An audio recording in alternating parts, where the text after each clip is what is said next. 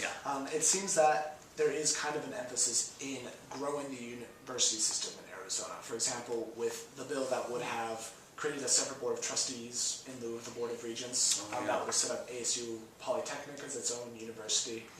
There's also talk about a couple of community colleges becoming a four-year degree. Right. Yeah. I think it was Payson getting a university as well. I think Eastern over in Safford is very eager to do this. Yeah. So do you think that it's becoming a point, especially as our enrollment is around 40,000, ASU is already one of the largest, if not the largest, undergraduate universities. Do you think that Arizona should grow its university system?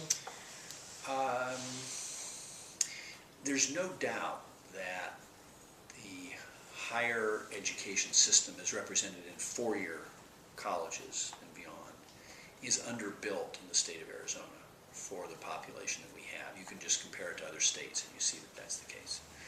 So that said, though, where do you find the resources to grow it, and how do you do so in a manner that is most cost effective? I think that the three institutions, NAU, ASU, U of A, have collectively a good plan for growing the enrollments in an efficient manner, and yet still ensuring that you have excellence in the degrees offered. It's not clear to me that you can do the same thing by just expanding community colleges. There is a mechanism right now if a community college wants to offer a four-year degree. They propose a degree, and if none of the three universities chooses to offer it, then the community college is free to go ahead and offer that. To date, none of them has proposed that, I think because they're worried about how you'd fund it. And if you decide you're going to take state funds to fund it, then where do you get the state dollars as the state is cutting way back? So I think that the conundrum here is how do you generate bachelor's degrees more efficiently? And I think the enterprise model is a good plan because all three universities are showing their differentiated missions, and they are stepping up to the plate and serving undergraduates at the same time.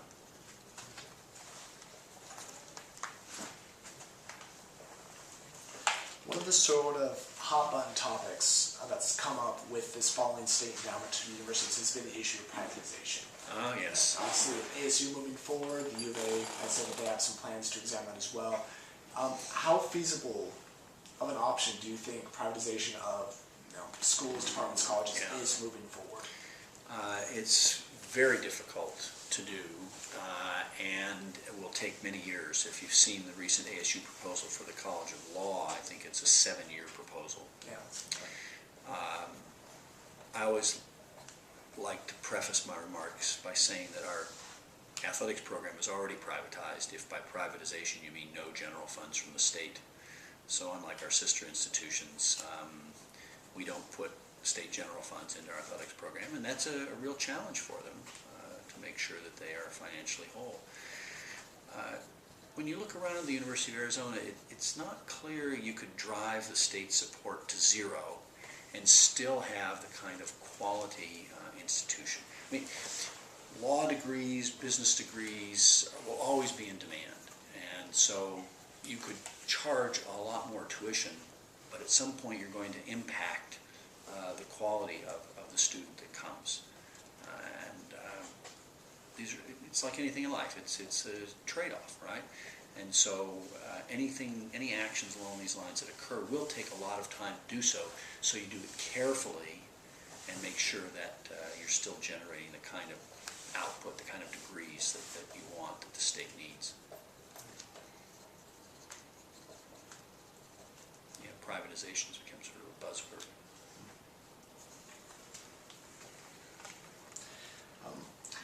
As the UA is looking at staff reductions to help combat these cuts, in addition to enrollment growth, especially at like UA South, online degrees, etc., how do you ensure that the educational quality of the University of Arizona remains at its same level when you have more students and less staff? This is a huge concern. I have said over and over again that above all else we have to maintain the quality of a UA degree. If we didn't have quality, none of the three of you would be here. I mean, why would you come if it isn't a quality degree? And you want that degree to stand for something 5, 10, 15, 20 years and more after you've graduated. want when you go up and meet somebody new in your business or in your neighborhood and you say, I got a degree from the U of A, they go, wow, that's a great school. That's what you want to hear. So we are pledged to maintaining quality. That's the easy statement to make, but I make it all the time because it's essential.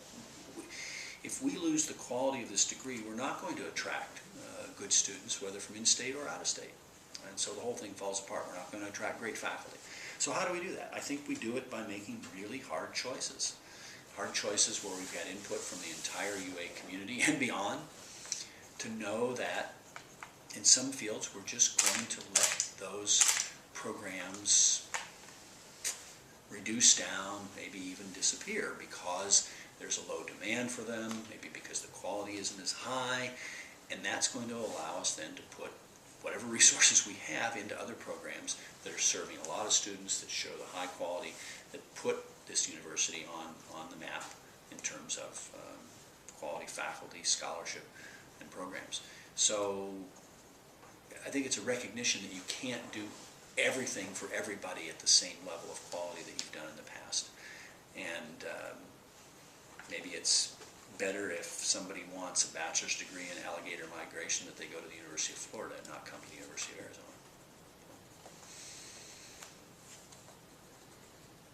You ever been to Gainesville? The campus, they do have alligators walking around. Mm-hmm. Yeah, they have little lakes and ponds and everything. I mean, it's not like anybody gets chomped, but they're around there. Well, has some sort of poetic. Yeah, I mean, we have our I We don't have know, rattlesnakes. rattlesnakes and coyotes and javelinas. So. You mentioned early on when we were talking about tuition and the university's fiscal sense of using these UA's reserve funds to help offset the costs. I forget what the actual amount was, something where 22 million in cuts would be 1 o'clock here, okay. Okay, so let's try and wrap it up in the next 20 minutes. What we have done really since fiscal 09 has been very, very conservative in our budgeting. We implemented hiring freeze with few exceptions in areas of safety and health, for example. And if you look at the number of faculty hired since 08, it's way down compared to what it used to be in staff.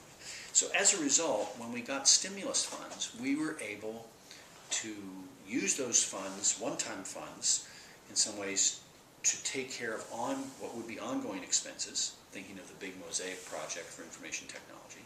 And we've also been able to save some of those funds, knowing that this year would be tough. Didn't expect it to be this tough, candidly.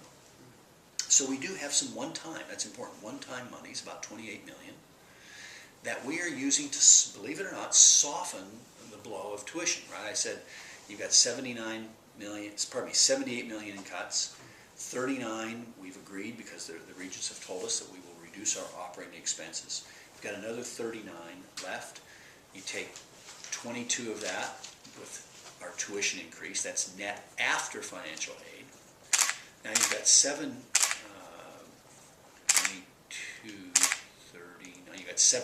left. You cover that with reserves. You got about 11 left in reserves, and you use that 11 to cover the estimated $10 million of increased costs just due to utilities and ERE.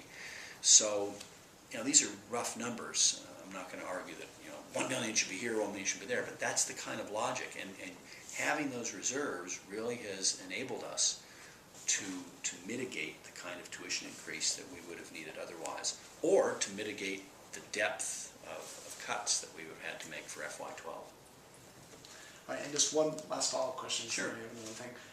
So then what happens next year if you're looking at potentially having your reserves virtually exhausted for these rough numbers you've given, what do you do next year? Well, there'll be a couple of things. One, you never know. One, though, we're hearing that FY13 could be a reasonably stable year financially for the state of Arizona.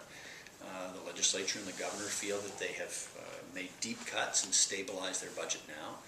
They will continue to have income from the Prop 100 sales tax, and the federal health care laws won't have kicked in yet, shifting a lot of the cost to the state. So 13 might be a year we can catch our breath and get ready for 14, which I'm told will be a real challenge.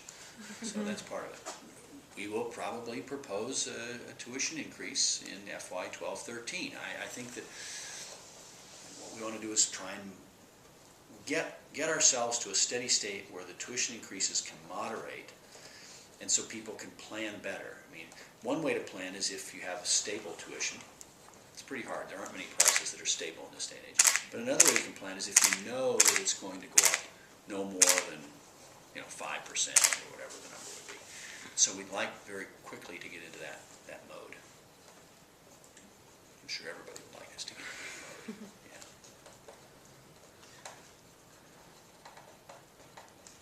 Okay? All right, thank you so much for Great. taking some time to speak with me. You bet. Thanks for making it efficient. You